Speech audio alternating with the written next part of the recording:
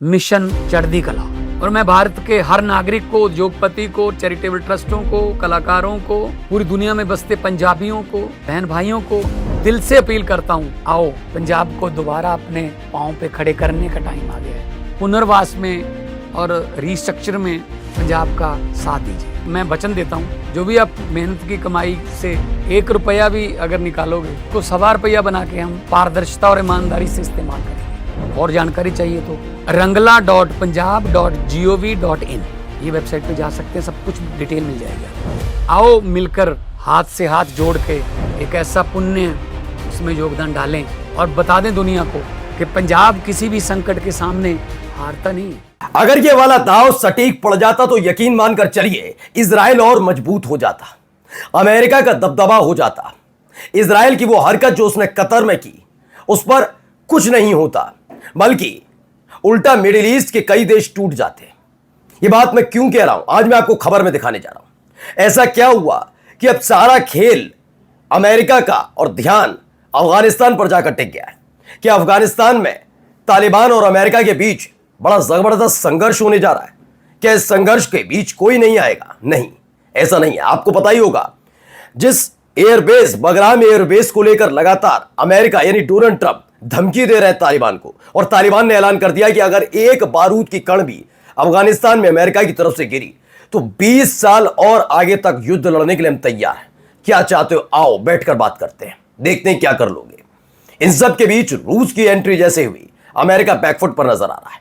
वो दाव जो चला था शिया सुन्नी के बीच मिडिल ईस्ट को बांटने के लिए, वो कैसे अमेरिका और इजराइल दोनों पर भारी पड़ गया है। एक एक खबर दिखाऊंगा और इजराइल को कहां कैसे तगड़ा झटका लगा वो भी दिखाता हूं।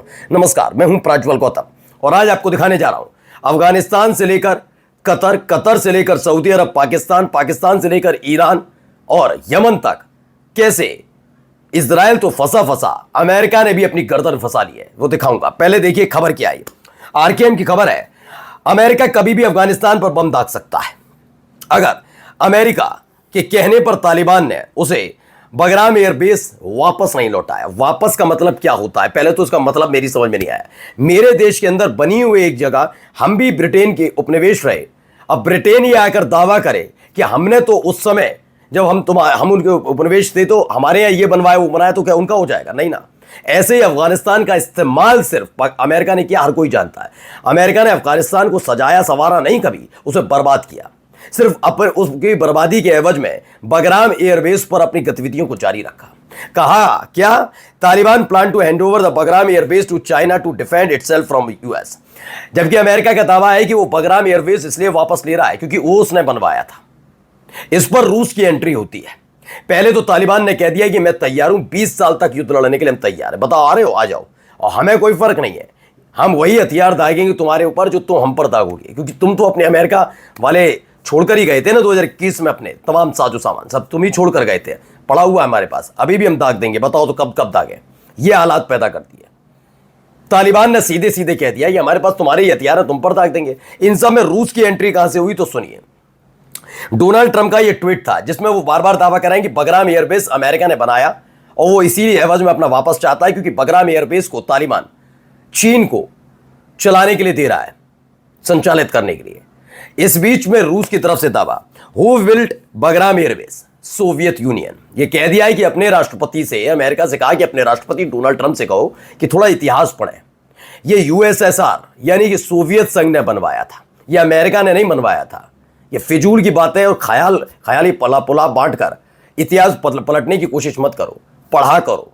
ये साफ साफ तौर पर कह दिया गया। यानी जो अमेरिका अगले 24 घंटे में कुछ करने की तालिबान के अंदर सोच रहा था, यानी अफगानिस्तान में करने की सोच रहा था, उस पर अब वो पलट सकता है, क्योंकि रूस की एंट्री अब आधिकारिक तौर में इसमें हो गई है। वहीं तुर्की के साथ नया मोर्चा खोला इजराइल ने। अब ये तुर्की के साथ इजराइल ने मोर्चा नहीं खोला, बल्कि अब सारा पर्देदारी खत्म हो रही है। ये अमेरिका के कहने पर हो रहा है। क्या हुआ वहां पर पहले देखिए। तो एक खबर निकल कर आई, तुर्की में हाई अलर्ट जारी हो गया। कतर पर हमले के बाद इजराइल ने साइप्रस में तैनात कर दिया है एक एयर डिफेंस सिस्टम जो 150 किलोमीटर तक मार सकता है, मिसाइलों से लैस है, एक दर्जनों टारगेट को इंटरसेप्ट कर सकता है। इस पर तुर्की ने कहा है कि यह भड़काने वाली कार्रवाई है, ध्यान रखना, इसके नतीजे बहुत खराब होंगे। यानी तुर्की से अब सीधे सीधे इजराइल भिड़ने के लिए तैयार है। इजिप्ट के साथ तो हिम्मत नहीं हो पा रही है उसकी। अब वो तुर्की से भिड़ने के लिए पहले तो ये काम किया कि साइप्रस में तैनात किया। दूसरा, सीरिया में क्या कुछ कर रहा है जरा ये देखिए। पहले सीरिया में क्या हुआ तुर्की के खिलाफ, वो जरा आप समझिए। इसे खबर को पहले पढ़िए फिर मैं समझाता हूं क्या है। दरअसल पश्चिमी अलेप्पो यानी सीरिया में तुर्की सैन्य ठिकाने पर सीरिया के नागरिकों ने हमला कर दिया। तुर्की सेना की तत्काल वापसी की मांग उठी है। दरअसल सीरिया को अगर आप संगठित मानते हैं तो अभी आप थोड़ा समझिए चीज को। सीरिया संगठित नहीं है बल्कि कई कबीलों में बटा हुआ है, पहला। दरअसल दूसरा ही खेल यह है कि इजराइल के जब जब हमले हुए तब भी सीरिया ने आवाज उठाई। तो क्या वो इजराइल के खिलाफ है, अमेरिका के खिलाफ है? नहीं। दरअसल वह गुट बट गए। जो HTS वाला गुट है वो तुर्की, ईरान, रूस, हिजबुल्ला इन सब का विरोध करता है, लेबनान का। लेकिन जो दूसरा गुट है वो तुर्की का समर्थन भी करता है। वहां कई देश की सेना, लड़ाका संगठन कहिए, मिलिशिया कहिए, ये सेनाएं कहिए, वो वहां पर तैनात हैं, ठीक है, जिसमें तुर्की भी है। अब ये जो हम पत्थरबाजी तुर्की की आउटपोस्ट पर कर रहे हैं कि क्या ये सीरियन नागरिक तो है, सीरियन नागरिक नो डाउट, इन किस गुट के समझना जरूरी है। यानी ये अलग तरीके से। अब अल-जुलानी की तरफ से कहा जा रहा है, खबर है, RKM का दावा है कि अल-जुलानी ने दमिश्क में शांति स्थापित करने के लिए अमेरिका के कहने पर इजराइल जिसने पहले ही सीरिया के गोलन हाइट्स पर कब्जा कर रखा है, जिसको लेकर मिस्र गया था यूनाइटेड नेशन, और कई देशों ने, हमारे देश भारत ने भी इस पर मोहर लगाई थी कि हां इजराइल को गोलन हाइट्स पर से कब्जा छोड़ देना चाहिए। लेकिन जब सीरिया का राष्ट्रपति थाली में सजाकर गोलन हाइट्स के साथ साथ जो माउंट हर्मोन ये भी देने के लिए तैयार हो, तो भारत क्या कोई भी देश कुछ नहीं कर सकता। वो कहेंगे जब उस देश का राष्ट्रपति दे रहा तो तुम कौन होते हो भाई? तो ये करने के लिए तैयार है। क्या कह रहे हैं? इससे दमिश्क में शांति आ जाएगी, राजधानी में शांति हो जाएगी। इसके लिए अब आप सोचिए कैसे खेल किए जा रहे हैं। वहीं खबर थी पाकिस्तान और सऊदी अरब के बीच एक पैक्ट होता है। सऊदी अरब और पाकिस्तान एक दूसरे के अब हमदर्द हो गए। किसी पर भी हमला हो एक दूसरे पर, वो दोनों देशों पर हमला माना जाएगा, ये पैक्ट है। इस पैक्ट की जानकारी ईरान को दी गई। इस पैक्ट के जरिए ये खेल किया जा रहा था कि जो ये शिया सुन्नी के भेद को मिटाकर, लकीर को मिटाकर इजराइल को एक मुश्त अपना दुश्मन ये मुस्लिम देश मान रहे हैं, तो ऐसे में जरूरी है कि एक मोटी लकीर खींची जाए शिया और सुन्नी देशों के बीच। लेकिन दाव पड़ गया उल्टा। अब अरब सेना बनानी शुरू कर दी इन्होंने। दरअसल सऊदी अरब और पाकिस्तान ने जब पैक्ट किया तो इस पैक्ट की जानकारी सबसे पहले सऊदी अरब ने ईरान को दी कि हमने ऐसे ऐसे पैक्ट किया है, हम ये किए। उन्होंने कहा बहुत बहुत शुभकामनाएं, अच्छा काम किया। यानी आगे इस पूरे पैक्ट में कई देश और जुड़ सकते हैं। जैसे एक खबर ये निकल कर आई, कतर के बड़े अधिकारी हैं, उन्होंने बताया, कंफर्म कर दिया कि हाँ कतर ने अपनी तरफ से किया है दावा कि हमें भी इस पैक्ट में जोड़िए। यानी कतर सऊदी अरब और पाकिस्तान के साथ इस डील में आने के लिए तैयार है। पहले कहा गया कि यमन इससे नाराज है, लेकिन अंदर से खबर निकल कर आई है कि सऊदी अरब ने $368 मिलियन दिए हैं यमन की गवर्नमेंट को बजट के तौर पर कि आप इसका इस्तेमाल कीजिए। अब कहा जा रहा है कि इसका इस्तेमाल खास तौर पर इजराइल पर हमले के लिए किया जा सकता है। यानी दाव तो अच्छा था कि शिया सुन्नी में पूरे मुल्क को, पूरे मिडिल ईस्ट को बांट दिया जाए, लेकिन ये दाव उल्टा पड़ गया क्या? इसीलिए अफगानिस्तान चिल्ला रहा है अमेरिका, क्योंकि अफगानिस्तान और पाकिस्तान का 36 का आंकड़ा है। और अगर अफगानिस्तान पर हमले की धमकी अमेरिका देगा तो इससे पाकिस्तान खुश होगा और पाकिस्तान फिर दबाव सऊदी अरब और तमाम सुन्नी परस्त देशों पर डालेगा। यह एक पूरी प्रोग्राम था, लेकिन हो गया उल्टा।